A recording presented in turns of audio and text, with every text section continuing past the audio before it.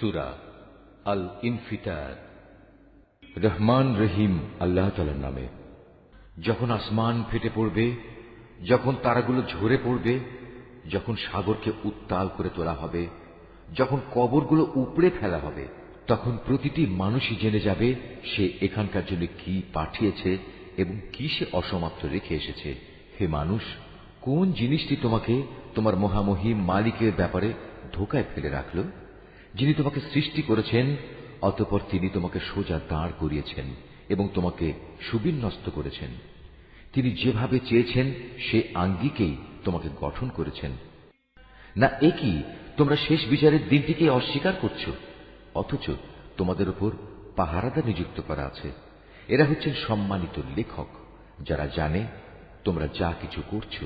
নিঃসন্দেহে নেক লোকেরা সেদিন আল্লাহর অসীম নিয়ামতে পরমানন্দে থাকবে, আর পাপী তাপীরা অবশ্যই থাকবে জাহান্নামে। শেষ বিচারের দিন তারা সবই ঠিকমতো সেখানে পৌঁছে যাবে। সেখান থেকে তারা আর কোনো দিনই নিষ্কৃতি পাবে না। তুমি কি জানো শেষ বিচারের দিনটি কি? হ্যাঁ, সত্যি, যদি তোমরা সেই দিনটির কথা জানতে, যেদিন কোনো মানুষই একজন আর একজনের কাজে আসবে না, আর ফয়সালা সব ক্ষমতা থাকবে একমাত্র আল্লাহ তাআলার হাতে।